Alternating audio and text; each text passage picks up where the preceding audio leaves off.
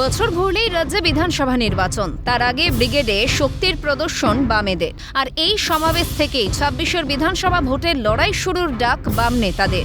রবিবাসরীয় ব্রিগেডে চাকরি বাতিল, মুর্শিদাবাদ প্রসঙ্গ, বেকারত্ব সহ একাধিক বিষয় নিয়ে সরব হন বাম নেতারা। গোটা বিষয়টি নিয়ে বঙ্গ রাজনীতিতে শুরু হয়েছে রাজনৈতিক তরজা। ৪ বাম সংগঠনের ডাকাই ব্রিগেড সমাবেশকে গুরুত্ব দিতে নারাজ রাজ্যের শাসক দল। ব্রিগেড দেখিয়ে ভোটে জেতা যায় না, দাবি রাজ্যের পুরো নগরোন্নয়ন মন্ত্রী ফিরহাদ হাকিমের। ব্রিগেড দেখিয়ে ইলেকশন জেতা যায় না। ইলেকশন জিততে গেলে মানুষের কাছে গিয়ে পাড়ায় সংগঠন করতে হয়, যেটা ওদের। তৃণমূল নেতা কুণাল ঘোষের কটাক্ষ, বিজেপির কিছু ভোটার ওখানে পিকনিক করতে গিয়েছে। এই ব্রিগেডের স্লোগান কি? সিপিএম এর ডাকে ব্রিগেড চলো আর বিজেপি কে ভোট দিতে ব্রিগেড থেকে ফেরো। এইটা তো ওদের স্লোগান।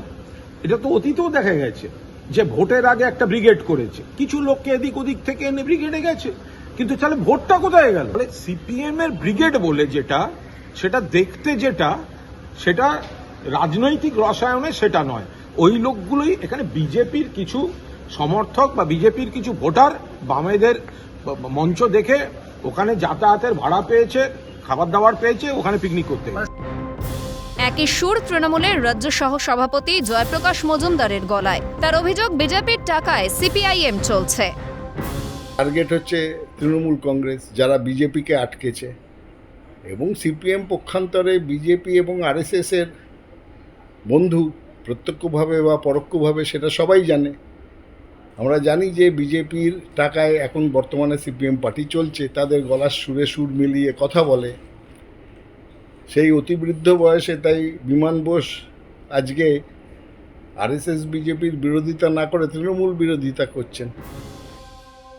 বামেদের এই ব্রিগেড সমাবেশকে পাত্তা দিতে নারাজ গেরুয়া শিবিরও। ব্রিগেডে যাওয়া ৭০% মানুষ বিজেপিকে ভোট দেবে, দাবি বিজেপির সাংসদ শ্রমিক ভট্টাচার্যের। দুর্দণ্ড প্রতাপ কৃষক সভাকে এতদিন দেখা যায়নি। এখন পশ্চিমবঙ্গে চারিদিকে আগুন জ্বলছে, গোলা জলে মাছ ধরতে নেমেছে বামেরা।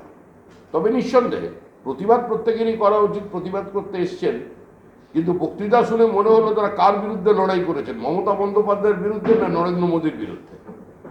মানুষ এদের চেনে। আজকের সমাবেশে যারা যোগ দিয়েছিলেন তার মধ্যে ৭০% মানুষ আগামী বিধানসভা নির্বাচনে ওই ব্রিগেডে যারা ছিলেন বিজেপিকে ভোট।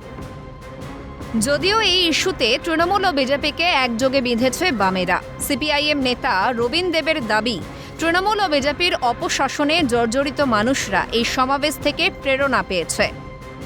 অক্সিজেন দিচ্ছে সমস্ত মেহনতি মানুষকে, প্রান্তিক মানুষকে, যারা বিজেপি এবং তৃণমূলের দুঃশাসন এবং অপশাসনে জর্জরিত, তাদেরকে এই অপশাসন থেকে মুক্ত হওয়ার বাতাসটা আজকের এই সমাবেশ থেকে দিচ্ছে।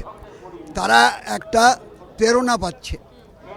এটা হচ্ছে তাদের কাছে প্রেরণা, আর যন্ত্রণা হচ্ছে বিজেপি তৃণমূলের। তার জন্য তারা মিথ্যাচার কুৎসা করছে। ২০১১ সালে রাজ্যে পালাবদলের পর থেকেই ক্রমশ ক্ষয়িষ্ণু শক্তিতে পরিণত হয়েছে বামেরা। এই অবস্থায় রবিবার ব্রিগেডের মঞ্চ থেকে ঘুরে দাঁড়ানোর ডাক দিয়েছেন বাম নেতারা। স্বভাবতই প্রশ্ন উঠছে যে এই ব্রিগেড সমাবেশের প্রভাব কি পড়বে ২৬-এর বিধানসভা নির্বাচনে? প্রশ্ন ওয়াকিবহাল মহলের। ক্যালকাটা নিউজ।